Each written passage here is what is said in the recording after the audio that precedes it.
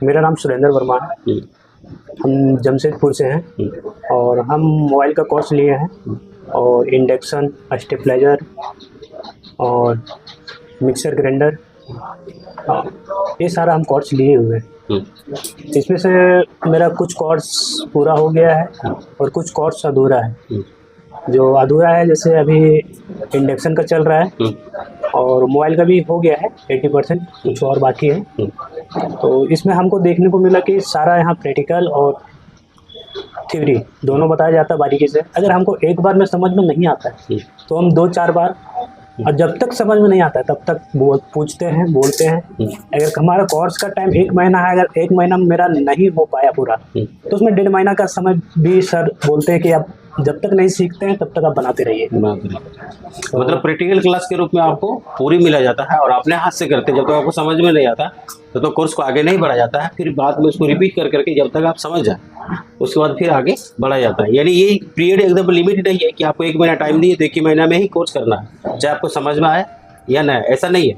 कैसा है कि आपको कोर्स 1 महीना का है, लेकिन यदि आप 1 महीने में नहीं सीख पाते हैं तो आगे भी वो टाइम बढ़ाया जाता है और उसको 1 बार 2 बार 3 बार आप पूछ भी सकते हैं और अपने हाथ से उसको बना भी सकते हैं, है ना।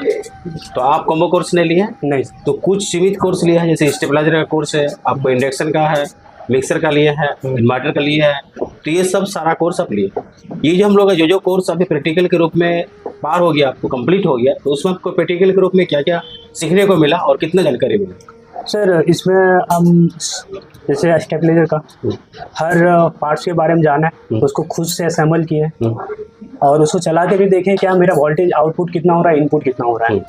तो इसमें सारा मेरे को जानकारी मिला और खुद से बना के भी देखें, एक बना के देखें, दूसरा और बना रहे हैं, तो हमको सारा चीज़ अच्छा से समझ में आ गया। अच्छा, समझ में आ गया। देखिए मेन वही चीज़ होता है कि समझना, है ना। जब आप उसके बारे में समझिएगा तभी उसको बना सकते हैं, जब तक नहीं समझिएगा तो आप बना नहीं सकते हैं। तो कोई भी मदरबोर्ड के बारे में उसको प्रत्येक कंपोनेंट के बारे में जानकारी होना चाहिए, प्लस उसके सेक्शन के बारे में जानकारी होनी चाहिए। कंपोनेंट कितना उसका चेकिंग आना चाहिए, उस कंपोनेंट का काम क्या है, नाम क्या है, वो भी जाना चाहिए और कितना वैल्यू हम लोग का लगाना चाहिए कौन सा सेक्शन के लिए, जरूरी चीज़ है। यदि आप ये सब जानते हैं और सेक्शन जानते हैं और सेक्शन में कौन कितना कहाँ वोल्ट आते हैं वो जानते हैं तो आप इंडक्शन को आराम से बना सकते हैं।